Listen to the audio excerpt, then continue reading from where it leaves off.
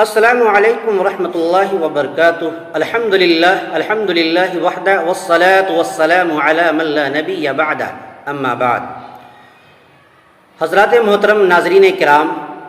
دوستو، آج ہمارے درمیان ہمارے روبرو ایک ایسے سوال آتے ہیں اور لوگ یہ سوال کرتے ہیں کہ اللہ پاک نے قرآن مجید کے اندر جس طریقے سے آسمان کے ساتھ ہونے کا تذکرہ فرمایا ہے، کیا اسی طریقے سے زمینیں بھی ساتھ ہیں؟ کیا ساتھ آسمان کے ساتھ زمین کا بھی وجود ملتا ہے؟ اس سلسلے میں ایک سوال ہمارے ذہنوں میں پیدا ہوتے ہیں۔ جی ہاں دوستو، تو یہ سوال کہاں سے پیدا ہوا؟ یہ سوال کس طریقے سے پیدا ہوا؟ تو اللہ تبارک و تعالیٰ نے قرآن مجید کے اندر سورہ طلاق یعنی 28ویں پارے میں جو سورہ طلاق ہے، اس کی آیت نمبر 12 میں ارشاد فرماتے ہیں، اعوذ باللہ من الشیطان الرجیم، بسم اللہ الرحمن الرحیم، اللہ الذی خلق سبع سماوات ومن الارض مثلہن، کہ اللہ تبارک و تعالیٰ ہی وہی ذات ہے جس نے 7 آسمانوں کو پیدا فرمایا، ومن الارض مثلہن، اور زمین میں سے بھی اسی کے مثل۔ آگے فرمایا یتنزل الامر بینہن،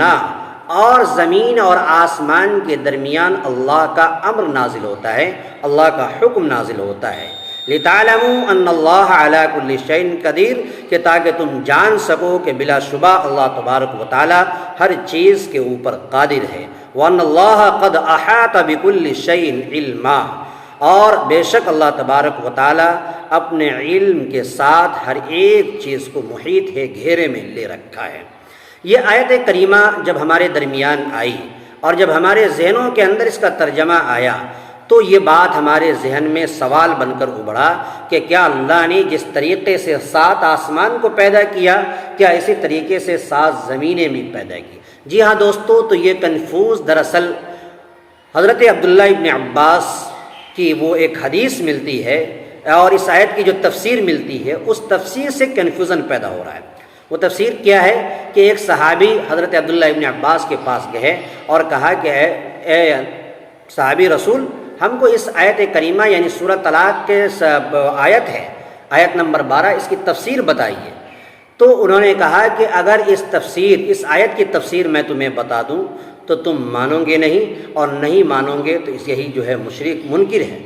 یہ جو ہے کفر ہے۔ یہ کیوں؟ اس لیے کہ اس کے اندر اللہ تبارک و تعالیٰ نے فرمایا کہ ہم نے 7 زمینوں کو پیدا فرمایا،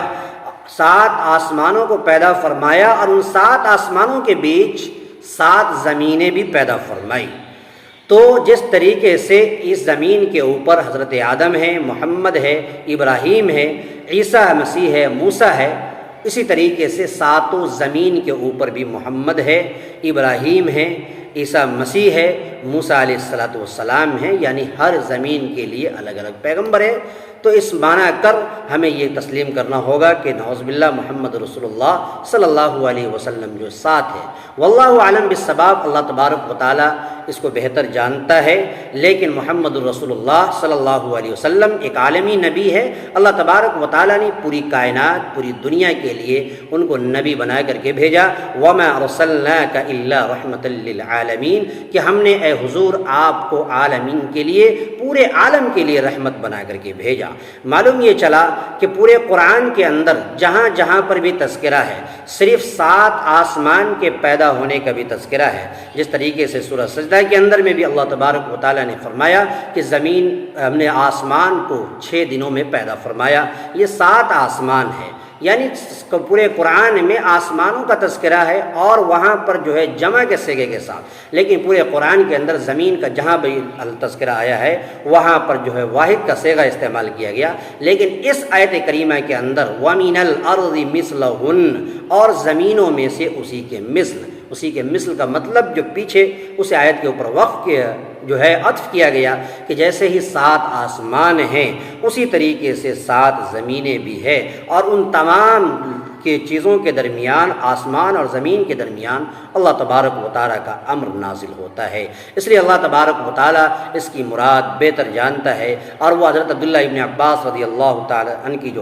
جو تفسیر ہے، جو حدیث ملتی ہے المستدرک للحاکم کے اندر، اس روایت کے بارے میں جو ہے کہا جاتا ہے کہ منقطع روایت ہے، لہٰذا ہمیں اور آپ کو یہ تسلیم کرنا ہوگا کہ واللہ عالم بمرادی، کہ اللہ بہتر ہی اس کی مراد کو جانتے ہیں۔ لیکن اس سے تو یہ بات ثابت ضرور ہو گئی کہ جس طریقے سے 7 آسمان ہیں ویسے ہی 7 زمینیں بھی ہیں، اور اللہ تبارک و تعالیٰ کا امر اور اللہ کا حکم بھی وہاں نافذ ہوتا ہے۔ اللہ تبارک و تعالیٰ ہمیں اور آپ کو اس آیت کریمہ پر عمل کرنے کی توفیق عطا فرمائے۔ السلام علیکم ورحمۃ اللہ وبرکاتہ۔